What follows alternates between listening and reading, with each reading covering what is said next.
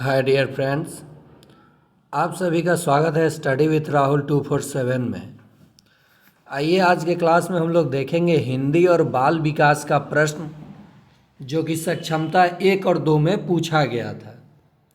यदि आप चाहते हैं सक्षमता में 120 प्लस अंक लाना तो आज ही सब्सक्राइब करें स्टडी विथ राहुल 247 को और बेल आइकन दबा लें ताकि आपको वीडियो मिलता रहे। साथ ही साथ इस चैनल के प्लेलिस्ट में जाएं और देखें सक्षमता परीक्षा की संपूर्ण तैयारी का मैं वीडियो अपलोड करता हूं। उसमें प्रीवियस प्रश्न पत्र का हल भी है और जो भी प्रश्न मैं देता हूं प्लेलिस्ट में डाल देता हूं। तो चलिए हम लोग स्टार्ट करते हैं। आज थोड़ा समय कम है, स्कूल भी जाना है, तो 25 से 30 प्रश्न होगा और काफ़ी थोड़ा तेज़ी से बताऊंगा, समझा करके देख लीजिएगा। देखिए और लाइक कीजिए। भाषा केवल अभिव्यक्ति का माध्यम ही नहीं बल्कि स्वयं से डैश का माध्यम है। तो देखिए, भाषा केवल अभिव्यक्ति ही नहीं होता है, स्वयं से बातचीत का भी माध्यम होता है। तो इसका सही उत्तर हो जाएगा स्वयं से बातचीत। अगला प्रश्न है, सुख दुख में कौन सा समास है? तो द्वंद्व में और छुपे। जो देखिए, विपरीत शब्द जब भी आए तो द्वंद्व समास होगा। जैसे रात दिन, ऊंच नीच, माता पिता, विपरीत शब्द जब भी आए योजक चिन्ह है तो वो हो जाएगा द्वंद्व समास। द्वंद्व में और छुपे। दिगु में गन्ना पदावत है, जैसे चार मुहानी, त्रिभुज, 3 भुजाओं वाला, ये सब हो जाएगा द्विगु समास। चलिए आगे देखते हैं। संहार का अर्थ है, संहार मतलब होता है नाश करना, तो इसका सही अर्थ क्या हो जाएगा? नाश। अगला प्रश्न है, आपकी यात्रा मंगलमय हो, किस वाक्य का उदाहरण है? तो ये इच्छावाचक वाक्य का उदाहरण है। किसका उदाहरण है? इच्छावाचक वाक्य का उदाहरण है। भाषा और लिपि के बीच एक तार्किक संबंध होता है, कोई संबंध नहीं होता है। एक निश्चित संबंध होता है, कोई संबंध होता ही नहीं है। तो इसका सही उत्तर हो जाएगा एक तार्किक संबंध होता है। चलिए नेक्स्ट। कविता का एक निश्चित अर्थ होता है जिसे सभी विद्यार्थी को पढ़ना चाहिए। इस कथन के बारे में आप क्या मानते हैं? आपका ऑप्शन है, किसी व्यक्ति को एक निश्चित अर्थ के साथ पढ़ना चाहिए। सभी विद्यार्थी अपने अनुभव और परिवेश में ही कविता समझते हैं। कवि ने कविता का एक अर्थ में लिखी जिसे हर विद्यार्थी को समझना चाहिए। अलग अलग अर्थ समझाने से पढ़ने की प्रक्रिया बाधित होती है। बाधित निगेटिव यहाँ जिसे विद्यार्थी को समझना चाहिए। सभी विद्यार्थी अपने अनुभव और परिवेश में कविता समझते हैं।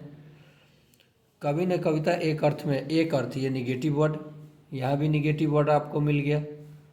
एक अर्थ, सभी विद्यार्थी को अपने अनुभव और परिवेश, ये बिल्कुल इसका सही जवाब हो जाएगा।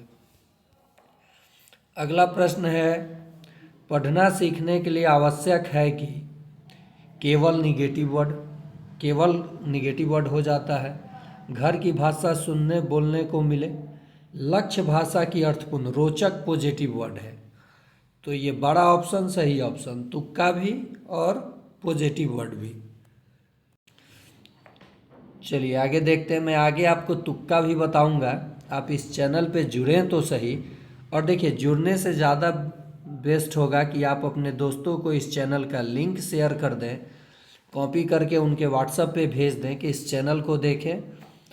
और ये चैनल अपने व्यूज़ और सब्सक्राइबर ही केवल बढ़ाने के लिए नहीं, जो भी प्रश्न मैं लाता हूँ किसी न किसी फैक्ट्स पे होता है, ना कि मैं कुछ भी आपको पढ़ा दूँ और आप पढ़ते रहें। ऐसा नहीं है। सक्षमता में क्या पूछा जाता है, कैसे पूछा जाता है, उन्हीं सब बातों का मैं जिक्र करूँगा। सीटेट में क्या पूछा जाएगा उनके लिए अलग बात करूँगा।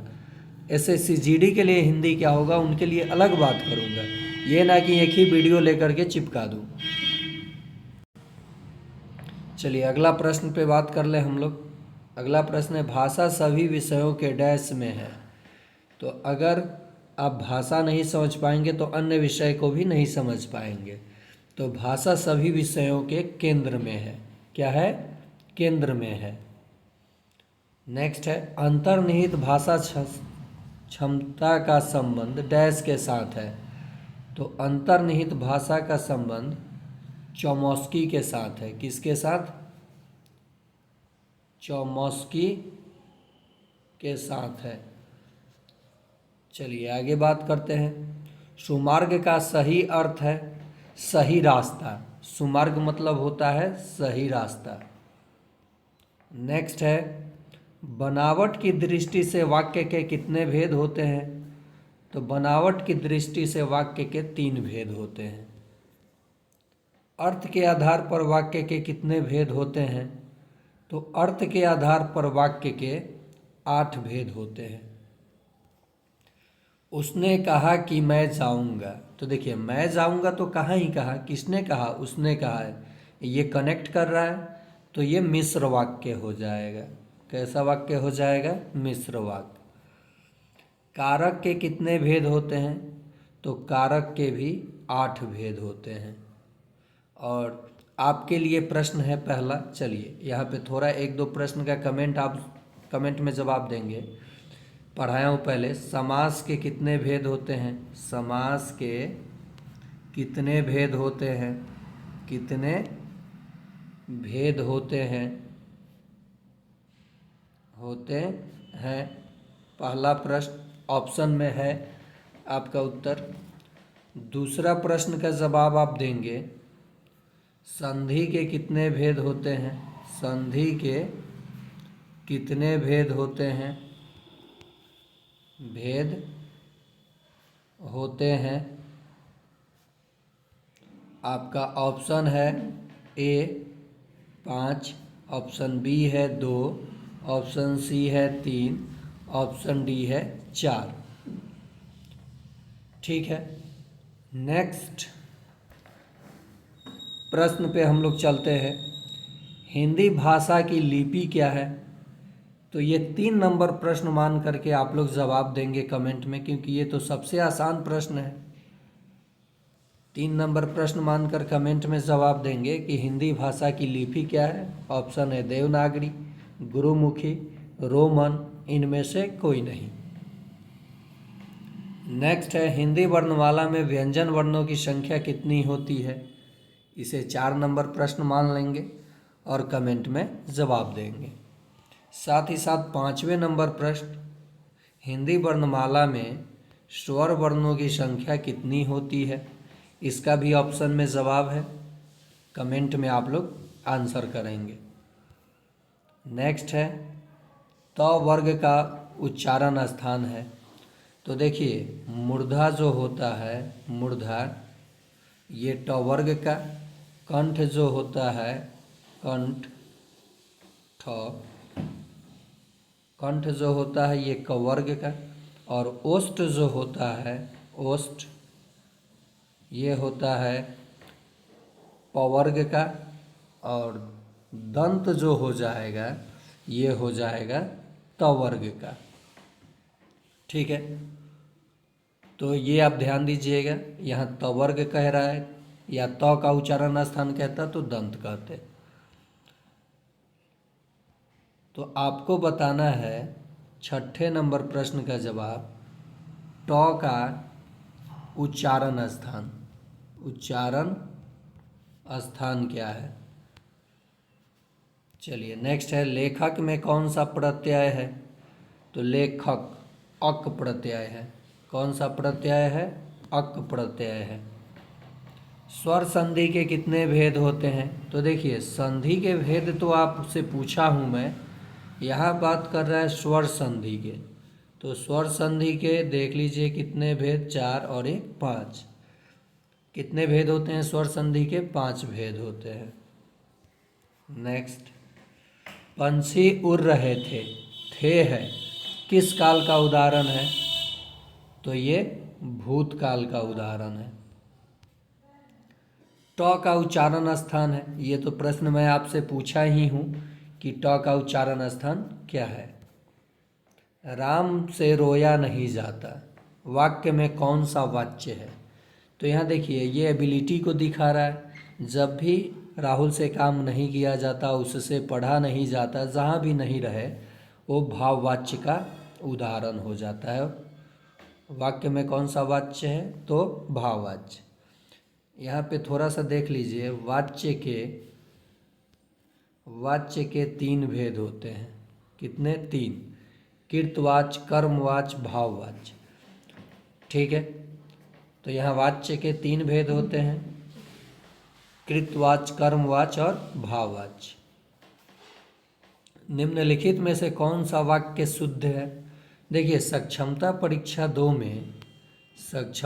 में शुद्ध वाक्य और वाच्य से बहुत सारा प्रश्न आया था और पैसेज गद्यांश नहीं आया, तो ये कोई ज़रूरी नहीं कि सक्षमता 3 में भी गद्यांश ना आए, आ भी सकता है, नहीं भी। तो आप सकर्मक, अकर्मक, उपसर्ग प्रत्यय, संधि समास और शुद्ध अनेक शब्दों के लिए एक शब्द, पर्यायवाची शब्द पे थोड़ा सा ध्यान देंगे, क्योंकि यहाँ से प्रश्न बनता है और बनेगा भी। निम्नलिखित में से कौन सा वाक्य शुद्ध है। तो इसमें शुद्ध वाक्य हमको दिख रहा है, मैं गाने का अभ्यास करता हूँ। अगला प्रश्न है, हर्ष का विलोम शब्द है। हर्ष मतलब खुशी, विषाद मतलब दुख, तो इसका सही जवाब हो जाएगा विषाद। पुरातन का विलोम शब्द है, तो पुरातन का विलोम शब्द हो जाएगा नवीन। पुरातन मतलब पुराना, नवीन मतलब नया। काम करना, काम का न का, ये काम का न काज का, ये है काम का न काज का। दुश्मन अनाज का, लोकोक्ति का अर्थ होगा दूसरों पर बोझ बनकर रहना। बड़ा ऑप्शन सही ऑप्शन। तो ये था आज का आखिरी प्रश्न। उम्मीद करते हैं ये छोटा सा वीडियो हिंदी का, जिसमें से 5 से 8 प्रश्न आपके एग्ज़ाम में सेम टू सेम लड़ने वाला है, ये मेरा वादा है। आप इसे देखें, लाइक करें, शेयर करें।